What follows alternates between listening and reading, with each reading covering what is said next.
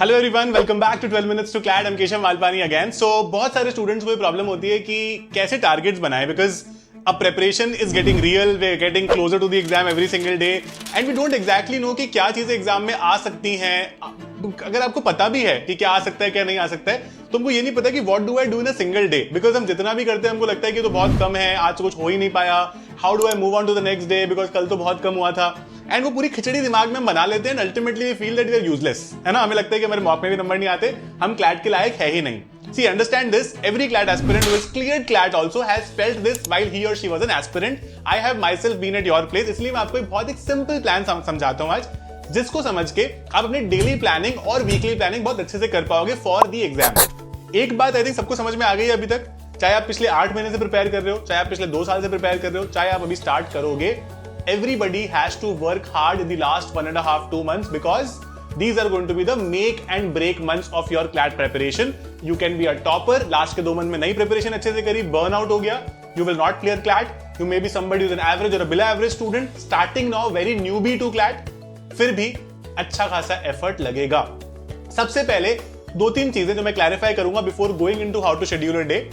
Please दिमाग से ये बात निकाल दो कि एनएलएस नहीं मिला तो क्या होगा, कोई भी एनएलयू नहीं मिला तो क्या होगा, क्या करेंगे लाइफ में आगे। Please don't think about all of these things. आपके हाथ में नहीं है। आप मॉक में 90 ले आओ, आप मॉक में 60 ले आओ, आप मॉक में 40 ले आओ, आपके हाथ में कोई भी एनएलयू जाना नहीं है। आपके हाथ में सिर्फ एक चीज है, अपने मॉक्स को प्रॉपरली करना, अपने दिन को अच्छे से अलाइन करना और अल्टीमेटली जाके उसको अप्लाई कर देना एग्जाम में, which is the most important part. हम लोगों को लगता है कि भाई हम तो कहीं एकदम मुकद्दर के सिकंदर है कि हम तो एकदम 90 लाते हैं मॉक में, 80 लाते हैं, हमारा तो हो जाएगा। ऐसा कोई गारंटी नहीं है। और जो 40-50 वाले हैं, आपको भी ज्यादा रोने की जरूरत नहीं है। You have done certain things wrong so far. मैं आपको बताता हूं कैसे उसको रिजॉल्व कर सकते हैं। फर्स्ट वेरी इंपॉर्टेंट थिंग, जब भी हम सुबह उठते हैं ना, उस पॉइंट ऑफ टाइम पर with in half an hour और 1 आवर हमारा शेड्यूल बनना चाहिए। Your schedule will not make sense if you make it at 2 PM। दिन निकल गया आधा दिन, भाई कैसे करोगे। अब आप बोलोगे नहीं सर निकला नहीं, हम तो रात में पढ़ते हैं 2-3 बजे तक। अरे भाई फिर भी सुबह से शेड्यूल बना के चलोगे तो एटलीस्ट अगर 10 बजे उठ गए, 11 बजे भी उठ गए, अगर आप लेट राइजर हो तो आपको अगले 2-3 घंटे की क्लैरिटी तो रहेगी ना। तो even before reading your newspaper, if you reading that every day, please start creating a written schedule for every day. अब रोज क्या करना है is very important the last few months. देखो, हफ्ते का टास्क है 3 मॉक्स करने। अगर आप एलिट भी दे रहे हो तो 4 मॉक्स करने, 1 एलिट का 3 क्लैट के। सिंपल। कैसे डिवाइड करें? ऑल्टरनेट डे हो गया तो अपने आप बाय डिफॉल्ट डिवाइड हो गया। तो let's say my mock days are Monday, Wednesday, Friday and Sunday. ये मेरे 4 मॉक डेज हैं। अब जब मेरे को 4 दिन मॉक करना है तो बाकी 3 दिन मेरे पास फ्री है। First very important thing to keep in mind going into the last 2, 1.5, 1 month is you need to practice something daily. So on days where you do not have any mock test, try to solve some sectional test because it will be extremely helpful. अभी हमें समझ नहीं आ रहा है कि वो helpful होगा नहीं होगा, but something that keeps you in practice every single day, that needs to be done, right. तो let's say today is not my mock test day, तो what I will do is I will do a couple of sectional test. मैंने एक legal का sectional test लगा लिया, मैंने एक logical का लगा लिया। मेरे को करीब 1-1.25 घंटा लगा करने में, एंड फिर मैंने उसको एनालाइज किया, तो मेरे को 2 घंटे लगे पूरे प्रोसेस में। Now I have other things also. You may have certain classes to attend. बिल्कुल करो, क्लासेस अटेंड इंपॉर्टेंट है इस पॉइंट ऑफ टाइम पे। लेकिन एक बात को दिमाग में रखो, डोंट अटेंड रेपिटेटिव क्लासेस। बहुत सारी कोचिंग में, even at 12 minutes to CLAT, we are doing a lot of classes which are concept based classes. Let's say हम आपको लीगल में टॉर्ट्स पढ़ा रहे हैं, आपको आता है तो मत पढ़ो ना वापस से टॉर्ट्स, क्या पॉइंट है। Just because you want to go into that class, you want to study torts.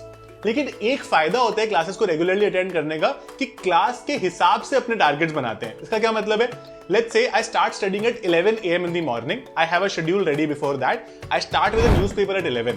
I know I have a class at 4 PM. मेरे को 11 से 4 बजे का शेड्यूल इजीली समझ में आता है कि क्लास तक मुझे ये करना है, तो मेरे पास एक शॉर्ट टारगेट हो जाता है। तो अगर आपको हेल्प करता है वो चीज तो आप क्लासेस अटेंड करो, नॉट अ प्रॉब्लम। क्लास में जाना थोड़ा मन भी हल्का होता है, कुछ हम बातें करते हैं क्लास में, डिस्कशंस होते हैं, तो you always feel good about it. Because घर पे अकेले अकेले बैठ के पढ़ना इज वेरी बोरिंग, है ना। इट्स वेरी मोनोटोनस, दोस्त भी नहीं है, पता नहीं क्या हो रहा है, हम इतने लो फील करते हैं by the end of the day कि मन करता है क्लास चली जाए तो कुछ अच्छा हो जाता है, right. Attend classes if you feel low, if you can't motivate yourself every day, classes will help you, ठीक है। तो पहली चीज, और दूसरी चीज is clear. Third very important thing is when I'm practicing every day, I'm spending 2 hours on it. When I'm doing a mock, I'm spending about 3.5 to 4 hours because I'm analyzing it also. Right? तो उतना time तो मुझे देना ही देना है। Please mock test को 2 से 4 PM ही करो। अगर आप रात में करते हो, सुबह करते हो, you are not doing it the right way guys, understand this. आपका 2 से 4 PM एग्जाम होगा बिल्कुल sleepy time of the day पर। कितनी बार बोल दिया, मेरे पता है गले में दर्द हो गया बोलते बोलते। Please understand this, you have it in you, समझो थोड़ा सा, आपको समझ में आ रही है ये बात, खुद को पुश करो थोड़ा सा, ठीक है। तो मॉक टेस्ट को उस दिन को अच्छे से प्लान करके चलेंगे। अब आते हैं उन एस्पेक्ट्स पे जो कि आप कई बार बहुत ज्यादा इग्नोर करते हो और सब लोग करते हैं। आई एम श्योर जब मैं ये बोल रहा हूं तो आप अपने दिमाग में इस बात को बनाओ कि कौन से ऐसे सेक्शंस हैं जिसमें आपको लगता है आप वीक हो या फिर आपके मॉक में इतने स्कोर उसमें आता नहीं है। Logical reasoning, maths, current affairs, ऐसी कुछ सेक्शन जनरली मेरे दिमाग में आते हैं, right. Try to understand why that is happening. Maths में हो सकता है कि मेरी कैलकुलेशन बहुत स्लो है, तो instead of taking 12-15 minutes I take 20 minutes और मोर। लॉजिकल रीजनिंग में हो सकता है कि यार while I am doing a sectional test I am doing it right, but when I do a full mock test I am not doing it right again. क्या reason है इसका? Full mock test में आपको 5 section की tension है, तो आपको logical आता है बट आपका एप्लीकेशन में प्रॉब्लम है, you are not able to apply yourself. ज्यादातर लोगों के मॉक टेस्ट में लॉजिकल रीजनिंग आता है करीब 1 घंटा 20 मिनट या 1.5 घंटे के बाद। तब तक आप वैसे भी आधे थक के चूर हो चुके होते हो और उसके बाद में आपका करने का मन नहीं करता है। तो इसीलिए understand this that you have to be at your 100% concentration and capacity when you're doing a mock test, and that is why I always tell you to plan your mock test day, right? तो जो week Jones है ना, इस पर काम करेंगे। On those 3 days where you do not have mocks, let's say my logical reasoning is weak, I will do logical reasoning का एक sectional test हर रोज, ताकि मैं उस प्रैक्टिस में रहूं and ultimately it becomes a part of my life, जो मुझे लगता है कि मुझे आ गया है अब तो, है ना। और वो आ जाता है, इतना टाइम हमारे पास है, हम इतना एंड में नहीं आए प्रिपरेशन में कि अब तो कैसे रिजॉल्व होगा। अभी तो सब कुछ रिजॉल्व होगा। People will start their preparation now and then do well in CLAT. तो आप लोगों ने तो ऑलरेडी कर दी है ना प्रॉब्ली प्रिपरेशन स्टार्ट, तो जस्ट स्टिक टू दिस।